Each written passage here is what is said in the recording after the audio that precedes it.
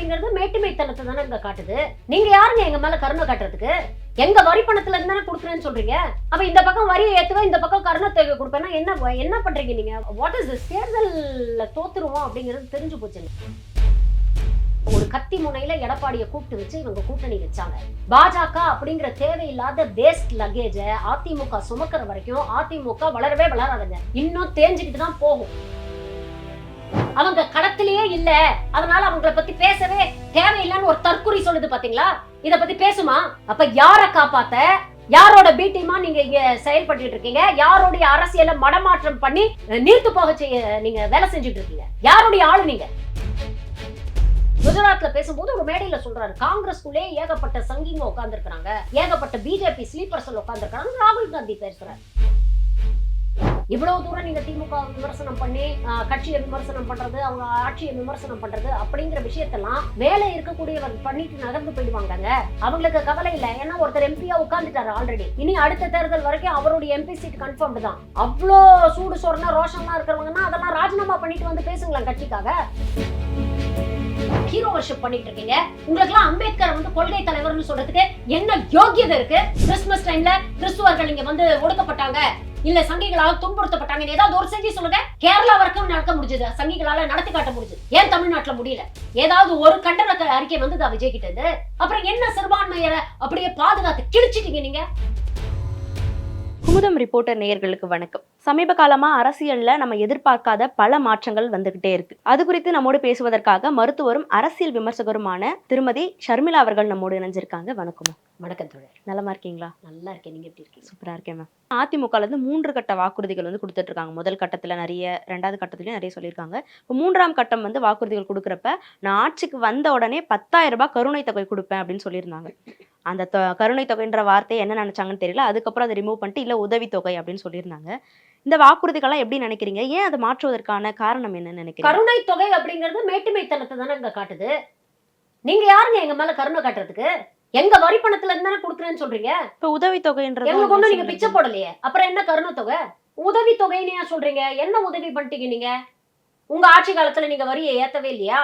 உங்க ஆட்சி காலத்துல நீங்க எதுவுமே பண்ணல. இப்ப வந்து திமுக அரசு வரியை ஏத்திருச்சு, அதனால மக்களுக்கு சுமை ஜாஸ்தி ஆயிடுச்சு, அதனால அதுக்கு நிவாரண தொகையா நாங்க கருணை தொகையா 10,000 ரூபாய் கொடுக்குறோம் அப்படின்னு சொல்லிட்டு அதே பிரஸ் மீட்ல 10 நிமிஷத்துக்கு அப்புறம் இதற்கான நிதியை எப்படி திரட்டுவீங்கன்னு கேட்டீங்கன்னா, பொருளாதார வல்லுநர்கள்லாம் வச்சு நாங்க ஆராய்ச்சி பண்ணி வரியை ஏத்த வேண்டிய இடத்துல ஏத்தி நாங்க கொடுப்போம். அப்ப இந்த பக்கம் வரியை ஏத்துவேன், இந்த பக்கம் கருணை தொகை கொடுப்பேன்னா என்ன பண்றீங்க நீங்க? What is this? அப்ப கொஞ்சமாவது சிந்திச்சுதான் நீங்க எல்லாம் பேசுறீங்களா அப்படிங்கிற கேள்வியை கேட்க வேண்டியிருக்குல்ல. தேர்தல்ல தோத்துருவோம் அப்படிங்கிறது தெரிஞ்சு போச்சுங்க. இல்ல அதிமுக கூட்டணி தான் ராஜ்யம், திமுக கூட்டணி ஒரு பூஜ்யம்னு விமர்சிக்கிறாரு. எத்த தின்னா பித்தம் தெளியும்னு இருக்கிறாங்க அவங்க. அந்த கூட்டணி டேக் ஆஃபே ஆகல. அவசரமா ஒரு வருஷம் முன்னாலேயே ஒரு கத்தி முனையில எடப்பாடியை கூப்பிட்டு வச்சு இவங்க கூட்டணி வச்சாங்க. பாஜக அப்படிங்கிற தேவையில்லாத வேஸ்ட் லக்கேஜ அதிமுக சுமக்கிற வரைக்கும் அதிமுக வளரவே வளராதுங்க.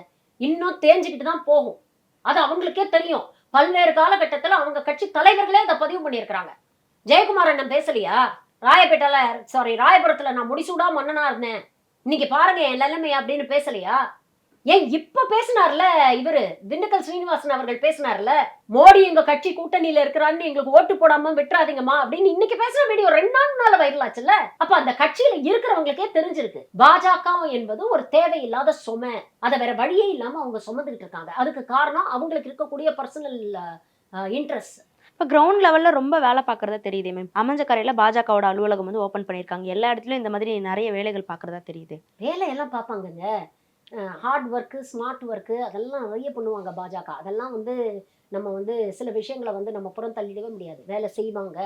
ஆனால் அந்த வேலைக்கான ரிசல்ட் தமிழ்நாட்டில் வருமா அப்படின்னு கேட்டால், கடந்த 12 வருஷம் மோடி ஆட்சியில் 3 முறையும் மோடியை நிராகரித்த மாநிலம் தமிழ்நாடு. 3 முறையும் நீங்க எங்களுக்கு வேணாம் அப்படின்னு சொல்லி தான் ஓட்டு போட்டிருக்கு தமிழ்நாடு. ஆனா இப்போ ஓட் பர்சன்டேஜ்லாம் அதிகமா இருக்கிறதுனா அப்படின்னு அவங்க சொல்றாங்க. பரக்கல பிரபாகர் அவர்கள், நிர்மலா சீதாராமனுடைய கணவர், அவர் ஒரு இன்டர்வியூ கொடுத்தாரு. நீங்க எத்தனை பேர் அதை பார்த்தீங்கன்னு தெரியல. ஆனா வயர் அப்படிங்கிற அந்த யூடியூப் சேனல்ல அவருடைய இன்டர்வியூஸ் இருக்கு. அவசியம் பார்க்க வேண்டிய ஒரு இன்டர்வியூ. அவர் சொல்றாரு, 2024 தேர்தலுக்கு முன்னால 2019 பாஜகவுடைய வாக்கு வங்கி 3.58% இருந்தது.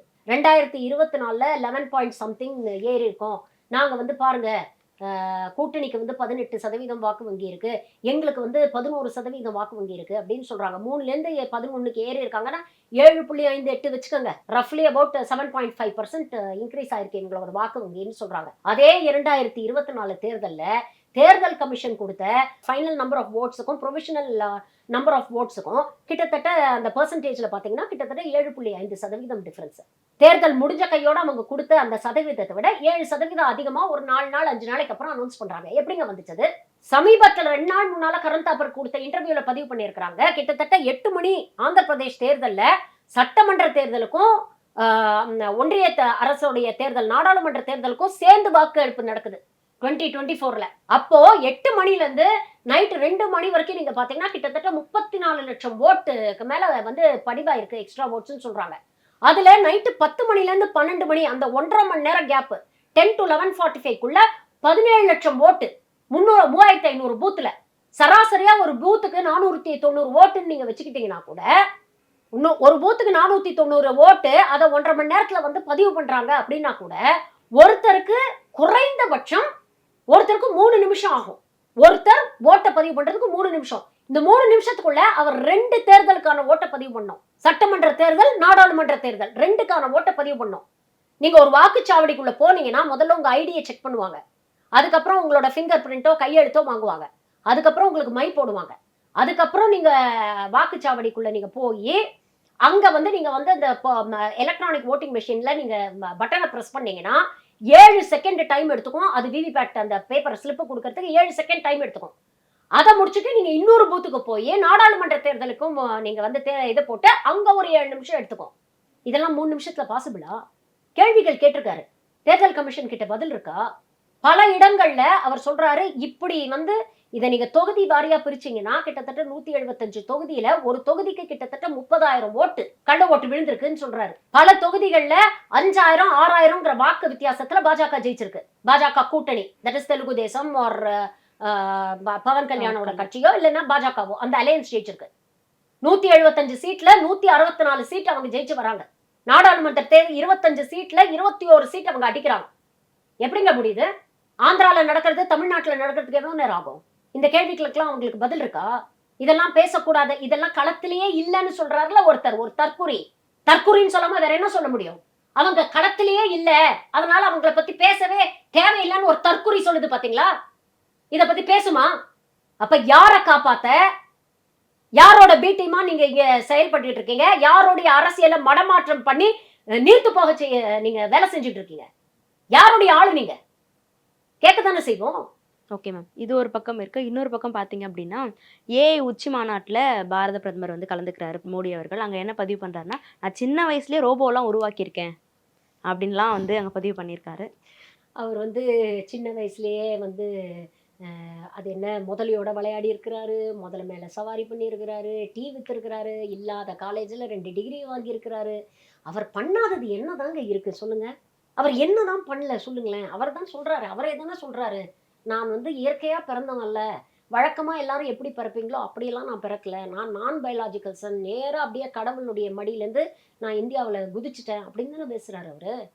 அவர் இதுவும் பேசுவாரு, இதுக்கு மேலேயும் பேசுவாரு. இதெல்லாம் கடந்து போயிடணுங்க. திமுக காங்கிரஸ் கூட்டணி வந்து பேச்சுவார்த்தை போயிட்டு இருக்கிறதா சொல்றாங்க. அவங்க கூட்டணி வரமாட்டாங்கன்னு இன்னொரு பேச்சுவார்த்தையும் போகுது. என்ன நடக்கும் அப்படின்னு நினைக்கிறீங்க? ஏங்க இன்னைக்கு விஜய் வசந்த் பேசியிருக்கிறாரு, அப்படியெல்லாம் எதுவுமே கிடையாது. சும்மா இந்த மீடியாக்கள் வந்து தேவையில்லாம ஒரு பிரச்சனையை வந்து திரும்ப திரும்ப ஊதி பெருசாக்க முயற்சி பண்ணிட்டு இருக்கிறாங்க. அப்படியெல்லாம் எதுவும் கிடையாது, நாங்க கூட்டணியில தான் இருக்கோம், கூட்டணியை விட்டு வெளியேறதுக்கான வாய்ப்புகள் இல்லை, பேச்சுவார்த்தை நடந்துகிட்டு இருக்கு அப்படின்னு சொல்றாரு. கூட்டணிக்குள்ள புகைச்சல் இருக்கான்னா எல்லா கூட்டணியிலையும் எல்லா கட்சிகளுக்கும் அவங்க கட்சி வளரணும் அப்படின்னு நினைப்பாங்க, அதிக சீட் வாங்கணும்னு நினைப்பாங்க, அதற்கான சில பாலிடிக்ஸை வந்து அவங்க கையில எடுப்பாங்க. But I think Congress somewhere இவங்க கையில எடுத்தது வந்து கொஞ்சம் ஹாரிபிளா மிஸ்ஃபயர் ஆயிடுச்சோ அப்படின்னு எனக்கு தோணுது. I think it's high time they stop all the drama. ஏன்னா இது வந்து தேவையில்லாம கீழே கிரவுண்ட் லெவல்ல இருக்க கார்டர்ஸை வந்து அஃபெக்ட் பண்ணும். 39 தொகுதிகள் இவ்வளவு குழப்பங்களுக்கு அப்புறம் நீங்க வந்து சீட்டை வாங்கிட்டு நீங்க போய் ஒரு தொகுதியில நின்னா கூட அங்க இருக்கக்கூடிய கூட்டணி மற்ற கூட்டணி கட்சியோட தோழர்கள்லாம் எப்படி உங்களுக்கு வேலை செய்வாங்க? இவ்வளவு தூரம் நீங்க திமுக விமர்சனம் பண்ணி கட்சியை விமர்சனம் பண்றது, அவங்க ஆட்சியை விமர்சனம் பண்றது அப்படிங்கிற விஷயத்தெல்லாம் மேலே இருக்கக்கூடியவர் பண்ணிட்டு நகர்ந்து போயிடுவாங்கங்க. அவங்களுக்கு கவலை இல்லை. ஏன்னா ஒருத்தர் எம்பியா உட்கார்ந்துட்டாரு ஆல்ரெடி. இனி அடுத்த தேர்தல் வரைக்கும் அவருடைய எம்பி சீட் கன்ஃபார்ம்டு தான். அவ்வளோ சூடு சொரண ரோஷம்லாம் இருக்கிறவங்கன்னா அதெல்லாம் ராஜினாமா பண்ணிட்டு வந்து பேசுங்களேன் கட்சிக்காக. அதை ஏன் பண்ண மாட்டேங்கிறீங்க? இது எம்எல்ஏ தேர்தல் தானே, உங்களுக்கு என்ன தேவையில்லாததுக்கு எதுக்கு இதெல்லாம் பேசிக்கிட்டு இருக்கீங்க? அப்போ அங்க நிக்கக்கூடிய கேண்டிடேட்ஸோட ப்ராஸ்பெக்ட்ஸை நீங்க வந்து ஸ்பாயில் பண்றீங்கல்ல, அது தப்பு இல்ல. வேற ஒருத்தர் தானே அங்க போய் நிக்க போறாரு, நீங்க போய் நின்னு அது உங்களுக்கு பாதிப்பு ஏற்படுச்சுன்னா பரவாயில்ல.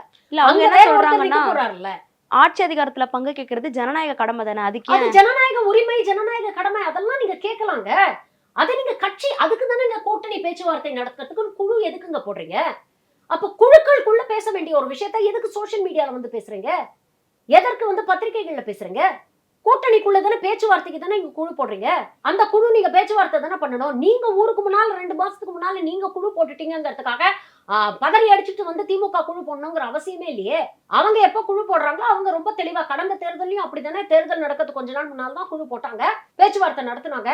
இதை போய் பப்ளிக்கா ஒரு சோசியல் மீடியால போய் இதை பேசிக்கிட்டு ஒரு ஐடி விங்ல சேர்ந்த காடர்ஸோட போய் சண்டை போட்டுக்கிட்டு இருக்கிறதெல்லாம் ஒரு எம்பி கழகாங்க. அது பேசுங்க, ஒரு யாருமே பேசக்கூடாதுன்னா எதுவுமே சொல்லலைங்க.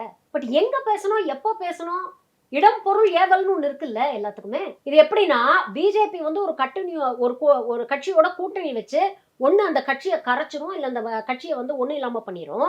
காங்கிரஸ் எப்படின்னா, நல்லா போயிட்டு இருக்குல்ல ஒரு இடத்துல, அங்க ஒரு 4 பேருக்கு வைத்தறிச்சல் இருக்கும், அவங்களுடைய பர்சனல் வெஸ்டட் இன்ட்ரெஸ்ட்காக நல்லா இருக்க ஒரு விஷயத்த அவங்களே கவுத்து விட்டுருவாங்க. இது நான் சொல்லல, ராகுல் காந்தியே சொல்லியிருக்கிறாரு.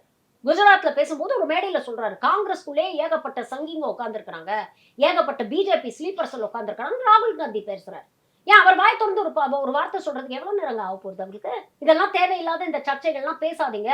கூட்டணியை முடிவு பண்றதுக்கும் கூட்டணியில சீட் ஷேரிங்க பேசுறதுக்கும் ஒரு குழு போட்டிருப்போம், அவங்க பேசிப்பாங்க. சோசியல் மீடியால யாரும் பேச வேண்டாம்னு ஏன் ராகுல் காந்தி தரப்புல இருந்து சொன்னா என்ன குறைஞ்சு போயிடுவாரு அவரு? அப்போ நீங்க வந்து கட்சியை வளர்க்கணும்னா அதிக சீட்டை வாங்கி ஜெயிச்சு கட்சியை வளர்க்க கூடாது, களத்துல வேலை செஞ்சு வளர்க்கணும் கட்சியை. திருப்பரங்குன்றத்துல அவ்வளவு இஷ்யூ நடந்ததுல, காங்கிரஸ் எவ்வளவு போராட்டங்கள் பண்ணாங்க? என்ன போராட்டம் பண்ணாங்க காங்கிரஸ் கொஞ்சம் சொல்லுங்களேன்.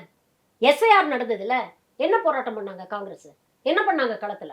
ராகுல் காந்தி தானே அம்பலப்படுத்தினாரு எஸ்ஏஆர்ல வந்து. ஆமாங்க, அவர் அம்பலப்படுத்துறாருல, அவர் ஒரு மொமெண்டம் கொடுக்கறாருல ஒரு விஷயத்துக்கு, அத களத்துல வந்து அவர் ஒன் செஞ்சாருன்னா அதை நீங்க மல்டிப்ளை பண்ண வேண்டாமாங்க?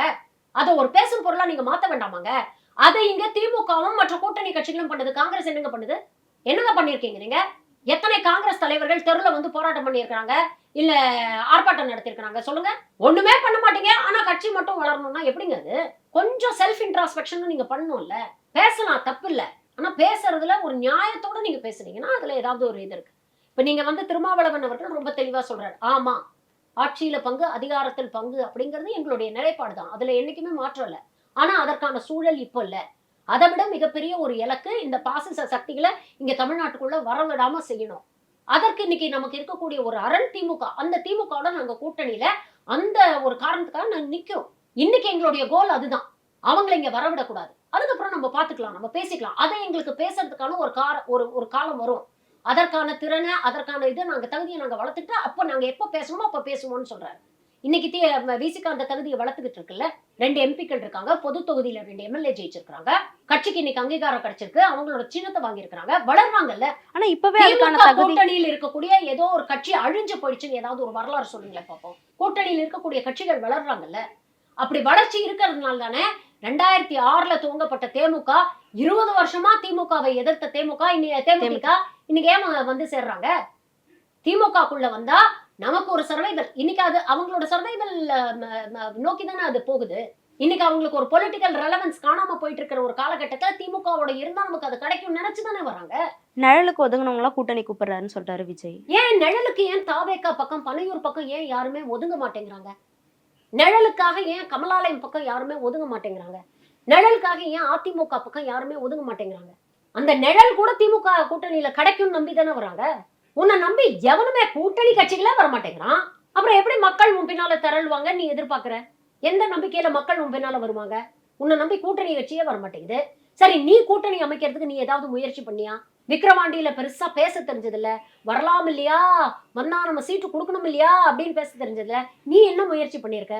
கேப்டன், எனக்கு கேப்டனோட பெரிய உறவு இருந்தது அப்படின்லாம் மேடையில பேசுனீங்கல்ல. ஏன் பிரேமலதா அவர்களை போய் சந்திக்க வேண்டியதானே?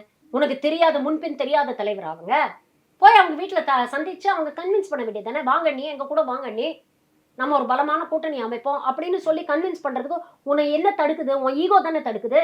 இல்ல ஸ்டார்டிங்லயே விசிக தலைவர் வந்து இவர் கூப்பிட்டாரு அந்த புத்தகம் ரிலீஸ் யாரு பண்றதுக்கு. இவர் வந்து கூப்பிட்டாரா? இவர் வந்து கூப்பிட்டாரா நேரடியா? எங்க கூட்டணிக்கு வாங்கன்னு கூப்பிட்டாரா? ஆட்சி அதிகாரத்துல பங்கு தருவோம் அப்படின்னு என்ன சொல்லியிருந்தாரு. நீங்க என்ன பிஸ்கெட் போடுறீங்களா? என்ன ஆசை காட்டி இழுக்க முயற்சி பண்றீங்களா? நான் அவ்வளவு சீப்பா போயிட்டோமா நாங்க? அவர் தனியா நின்னு இவ்வளவு வருஷம் அரசியல் செஞ்சுட்டு இருக்க ஒரு தலைவர், எந்த வித பின்புலமும் இல்லாம ஒரு ஒடுக்கப்பட்ட சமூகத்துல பிறந்து வளர்ந்து ஒரு கொள்கை ரீதியாக ஒரு கூட்டத்தை அவர் பின்னால இன்னைக்கு அவர் உருவாக்கி இருக்கிறார். அதற்கு இவர் எவ்வளவு கஷ்டப்பட்டிருப்பாரு இந்த இவ்வளவு வருஷம். யோசிச்சு பாருங்க. 30-35 வருஷம் களத்துல எவ்வளவு தூரம் அவர் வேலை செஞ்சிருந்தா இன்னைக்கு கொள்கை ரீதியாக அவர் பின்னால ஒரு கூட்டம் நிக்கும்.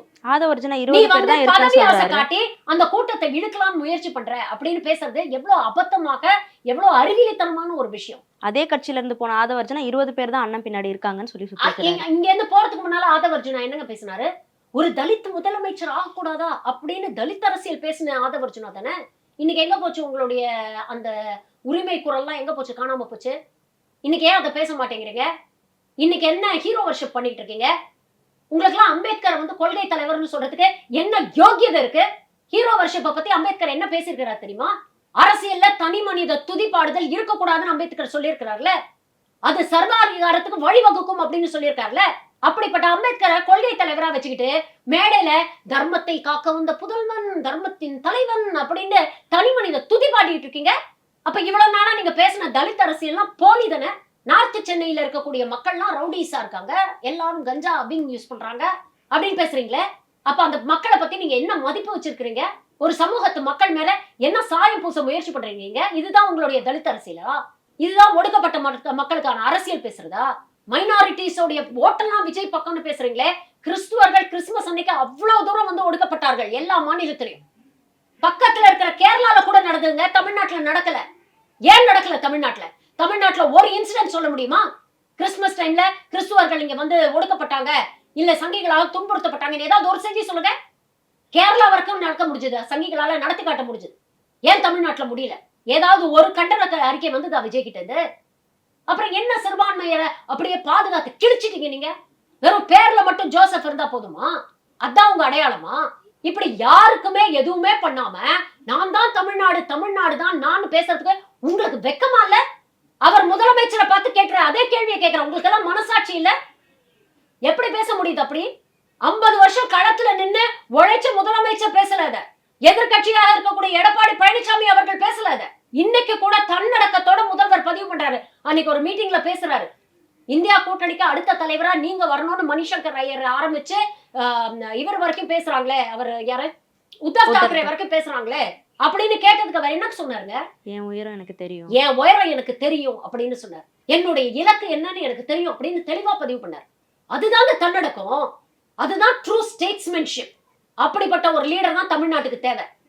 இந்த அரைவேக்காடுகள் பால்வாடி பசங்க எல்லாம் தேவையில்லை எங்களுக்கு. இப்போ சீமான் அவர்கள் அவர் நடத்தின திருச்சி மாநாட்டில் எல்லா தொகுதிகளுக்கும் வந்து வேட்பாளர்கள் அறிவிச்சாரு. அதில் 117 ஆண் வேட்பாளர்கள், 117 பெண் வேட்பாளர்கள் சரிசமமா நிறுத்தியிருக்காரு.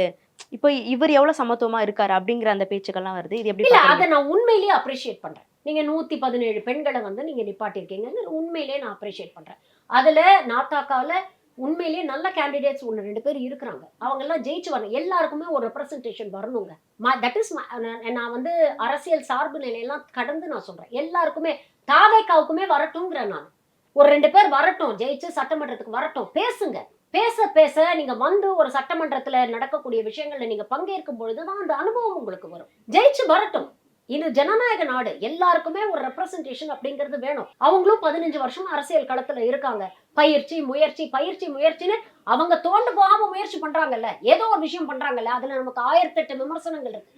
அதை தாண்டி அவங்க முயற்சி பண்றாங்கல்ல, அந்த முயற்சிக்கு அட்லீஸ்ட் ஒரு வெற்றி இந்த வாட்டி அவங்களுக்கு வரணும் அப்படிங்கிறது மை சின்சியர் விஷஸ் டு நாம் தமிழர் ஃபார் தட். ஆனா அதை தாண்டி நீங்க வந்து அவ்வளவு தூரம் பேசுறீங்கல்ல, விவசாயிகள் பத்தி பேசுறீங்க, விவசாயம் சீரழிஞ்சு போச்சுன்னு. எத்தனை விவசாயிகளை நீங்க வந்து வேட்பாளராக நிறுத்திருக்கீங்க? மேடையில வந்து நீங்க என்ன எல்லாருக்கும் பின்னால டாக்டர், இன்ஜினியர், அட்வொகேட் அப்படின்னு குவாலிஃபிகேஷன் சொல்றீங்க. அப்படிப்பட்ட ஆளுகளை பார்த்து செலக்ட் பண்ணி தானே நீங்க வேட்பாளராக நிறுத்துறீங்க. எத்தனை கல்ல இருக்கிறவனுக்கு வந்து நீங்க வந்து வேட்பாளரா வாய்ப்பு கொடுத்துருக்கீங்க? எத்தனை விவசாயிகளுக்கு நீங்க வேட்பாளரா வாய்ப்பு கொடுத்துருக்கீங்க? எத்தனை பேர் கொடுத்துருக்கீங்க? அப்ப அது போலியா தானே இருக்கு. ஒரு பக்கம் மக்களை ஏமாத்துற வேலை தானே நீங்க செய்றீங்க. அதை செய்யாதீங்க. நீங்க பேசுற பல விஷயங்கள் ஓகே, இயற்கையை சார்ந்து நம்மளுடைய டெவலப்மெண்ட் இருக்கணும், இயற்கையை காம்ப்ரமைஸ் பண்ணிக்கிட்டு நம்ம வந்து டெவலப் பண்ணக்கூடாது, இதெல்லாம் நீங்க பேசுறதுலாம் நியாயம். அதற்கான வயா மீடியா சொல்யூஷனை உங்களால கொடுக்க முடியும்னா you are welcome. We will welcome such constructive things. எல்லாருமே வெல்கம் பண்ணுவாங்க. அப்படிப்பட்ட விஷயம் நீங்க சொன்னீங்க. பட் உங்களுக்கே அதுல ஒரு டிஸ்கனெக்ட் தெரியலையா? ஒரு பக்கம் இப்படி பேசிட்டு இன்னொரு பக்கம் அப்படி சொல்றது. அதனால எல்லாரும் ஜெயிக்கட்டுங்க, வரட்டும். இந்த நாடாளுமன்ற தேர்தலில் எல்லா கட்சிகளுக்கும் ஒரு குறைஞ்சபட்ச ரெப்ரசன்டேஷனாவது சட்டமன்றத்தில் கிடைக்கணும் அப்படிங்கிறது தான் உண்மையிலேயே ஜனநாயகத்தை நம்பக்கூடியவங்க விரும்பக்கூடிய விஷயம். அது அந்த விதத்துல இன்னைக்கு 4 முனை போட்டி, 4 தரப்புலையும் யாராவது அட்லீஸ்ட் ஒரு ஃபியூ பீப்புள் ஷுட் கம். அதுல வந்து டெஃபினட்டா இன்னைக்கு இருக்கிற களத்தில் வந்து DMK versus NDA, Tamil Nadu versus NDA தான். அதுல எந்த மாற்றமும் கிடையாது. அதை வந்து ரொம்ப தெளிவா முதல்வர் வந்து இன்னைக்கு வந்து பதிவு பண்ணியிருக்கிறார். இன்னைக்கு இருக்கக்கூடிய எல்லா பிரச்சனைங்க, மாநில சுயாட்சி அப்படிங்கிறது, மாநில உரிமைகள் அப்படிங்கிறத மற்ற விஷயங்கள்ல இருந்து பிரிச்சு பார்க்கவே முடியாதுங்க. சுத்தி எல்லாமே அதுக்குள்ளதான் அடக்கும். ஒண்ணுல இருந்து இன்னொரு பிரிச்சு பார்க்கவே முடியாது. அதுதான் அறிஞர் அண்ணா பேசினாரு, அததான் முத்தமிழறிஞர் டாக்டர் கலைஞர் பேசினாரு, அததான் இன்னைக்கு முதல்வர் பேசுறாரு. அப்படி இருக்கும் பொழுது இன்னைக்கு இருக்கக்கூடிய அரசியல் சூழலுக்கு இன்னைக்கு நடக்கக்கூடிய தேர்தல் Tamil Nadu versus NDA, Tamil Nadu versus BJP, Tamil Nadu versus பாஜக, தமிழ்நாடு வர்சஸ் சனாதனம், தமிழ்நாடு வர்சஸ் சங்கீத்தனம். அப்ப தமிழ்நாடு வெர்சஸ் விஜய் அப்படி இல்லையா மேம்? அதெல்லாம் இல்லைங்க. ஸ்டாலின் வெர்சஸ் விஜய் இல்ல. It is not that. It is Tamil Nadu versus. இங்க வந்து ஒரு தனி நபர் வர்சஸ் இதுன்னே கிடையாது. இன்னைக்கு தமிழ்நாடு அப்படிங்கிற ஒரு திராவிட சித்தாந்தத்தை எதிர்த்து இருக்கக்கூடிய சனாதன கொள்கை, இந்த 2 கொள்கைகளுக்கு நடக்கிற ஒரு வார் தான். If at all it has to be against somebody, if you want to idealise one person, it is Periyar versus சனாதனம். தமிழ்நாட்டை பொறுத்த வரைக்கும் பெரியார் தான். இன்னைக்கு அப்படித்தான் நம்ம பார்க்கணும். ஓகே மேம், இவ்வளவு நேரம் நிறைய கருத்துக்கள் குமுதம் ரிப்போர்ட்டரோட பகிர்ந்துக்கிட்டீங்க. உங்க நேரத்துக்கும் கருத்துக்கும் ரொம்ப நன்றி. தேங்க்யூ. தமிழக தேர்தல் களம் 2026. யாருடன் யார் கூட்டணி? வெல்ல போகும் அணி எது? பரபரப்பான அரசியல் செய்திகளை உடனுக்குடன் வழங்குகிறோம். உங்கள் குமுதம் நியூஸ் 24/7 லிங்க் டிஸ்கிரிப்ஷனில்.